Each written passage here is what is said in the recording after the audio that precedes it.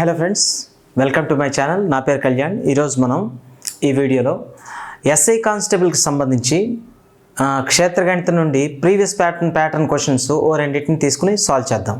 Okay, so ఆ questions ఏంటో చూడండి.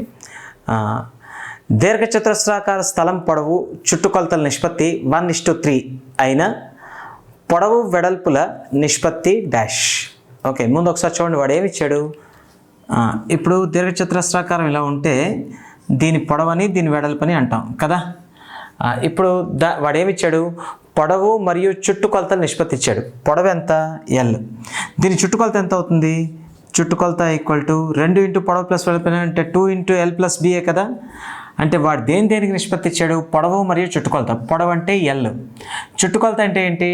2 ఇంటూ L ప్లస్ బి, అదే కదా చుట్టుకొలత. వాటి నిష్పత్తి అంటే ఎంత? L:2 into L plus B. దాని విలువ వాడు ఎంత ఇచ్చాడంటే 1:3 ఇచ్చాడు. 1:3. క్లియర్? సో ఇప్పుడు వాడు ఏం అడిగాడంటే పొడవు వెడల్పుల నిష్పత్తి అడిగాడు. చూద్దాం, సింప్లిఫై చేసేయడమే. ఈ రెండు నిష్పత్తులు ఎలా ఉన్నాయి? సమానంగా ఉన్నాయి.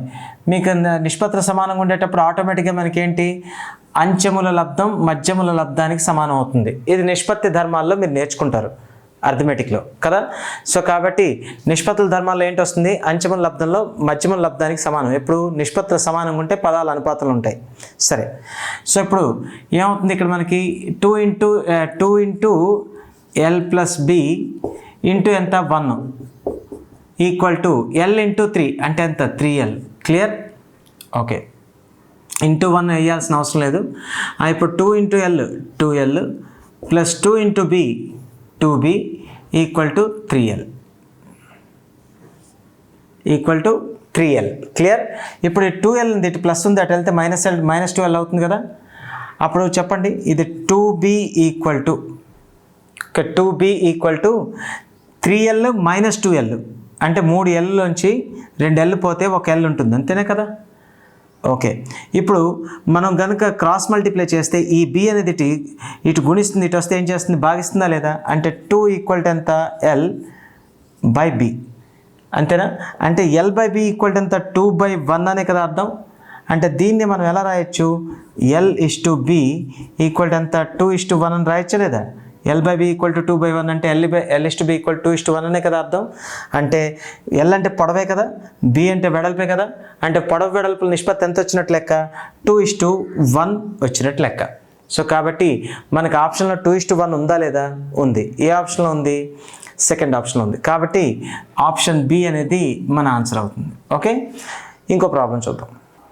నెక్స్ట్ ప్రాబ్లం, 7 సెంటీమీటర్ల భుజమును కలిగిన చతురస్రం యొక్క చుట్టుకొలత ఎంత? ఓకే, భుజం ఇచ్చాడు, చుట్టుకొలత అడిగాడు. మనకు చతురస్రం అంటే ఏంటి? 4 భుజాలు సమానంగా కలిగి కోణాలన్నీ సమానంగా ఉండే పటమే కదా. ఇదంతా 7 సెంటీమీటర్లు అని చెప్పాడు. Okay, 7 centimetres. అప్పుడు దాని యొక్క చుట్టుకొలత ఎంత అవుతుంది? మనకు చతురస్ర చుట్టుకొలతకి ఫార్ములా ఏంటి చెప్పండి? 4 ఇంటూ భుజమే కదా, అంటే 4a అంటే ఎంత? 4 ఇంటూ భుజం ఎంత ఇచ్చాము? 7. సో 4 ఇంటూ 7 ఎంత? 28 సెంటీమీటర్లు. సో 28 సెంటీమీటర్లు అని మనకు ఆన్సర్లో ఉందా లేదా? ఉంది. 28 సెంటీమీటర్లు ఎక్కడ ఉంది? ఆప్షన్ 1లో ఉంది. ఇక్కడ మీరు కన్ఫ్యూజ్ అవ్వకండి.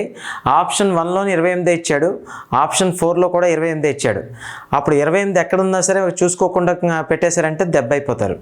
ఇక్కడ వాడు ఆప్షన్ 1లో సెంటీమీటర్ ఇచ్చాడు, ఆప్షన్ 4లో చదరపు సెంటీమీటర్ ఇచ్చాడు.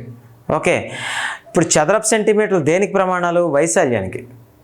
ఓకే, మరి చుట్టుకొలత అనేది ఒక పొడవు మాత్రమే, చుట్టూ ఉండే పొడవు కదా చుట్టుకొలత అంటే. కాబట్టి చుట్టుకొలతకి ఎప్పుడు ప్రమాణాలు సెంటీమీటర్లు మీటర్లు ఏదో ఒకటి ఉంటాయి. చదరపు యూనిట్లు దేనికి వస్తాయి? ఎప్పుడైనా వైశాల్యానికి వస్తాయి. కాబట్టి ఇక్కడ ఆప్షన్ 4ఆ ఆప్షన్ 1ఆ? ఆప్షన్ 1.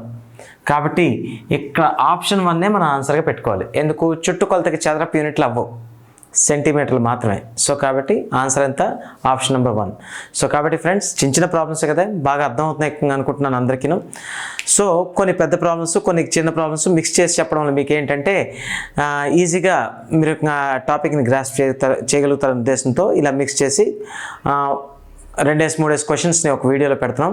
ఇంకా రాబోయే వీడియోస్లో కూడా ఇంకా మంచి ప్రాబ్లమ్స్తో మేము ముందుకు వస్తాం. మీకు ఏమైనా డౌట్స్ ఉన్నట్లయితే కమెంట్ సెక్షన్లో పెట్టండి, వాటిని తప్పకుండా మేము చూసి వాటికి ఆన్సర్ చేస్తాం. Thank you.